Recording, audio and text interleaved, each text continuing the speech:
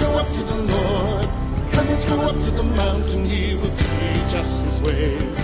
So I remember those wonderful Sunday mornings when my girls were little, and we would get up as a family and we would make our way to a church campus kind of like this for a Sunday morning worship experience.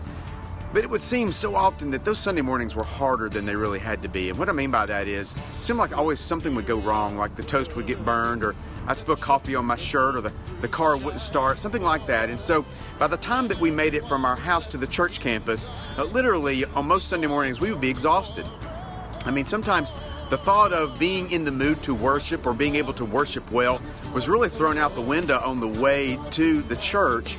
And so we would have to go inside and really pray up to be ready to lift up the name of Jesus and to be ready for what God had for us that morning. And I think about that challenge. And for us today, even if we're not getting up and going to a church campus, maybe you are, or maybe you're just getting up to go from the bedroom to the living room to worship with your family on Sunday mornings. Think about what it means to be ready for worship. If worship is simply a moment, then very often in our human nature, we're just not ready for that moment. And because of that challenge, I'm excited about this new sermon series. We're going to look at the songs of the ascents in the Old Testament. And that begins at Psalm 120 and goes through Psalm 134.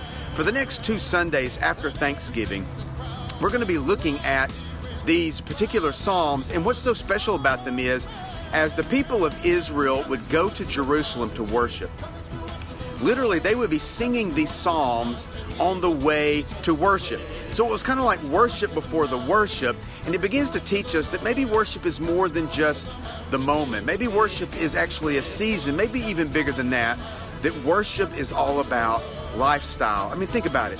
God is a 24/7 God. Is he not worthy of our worship no matter place, time, season?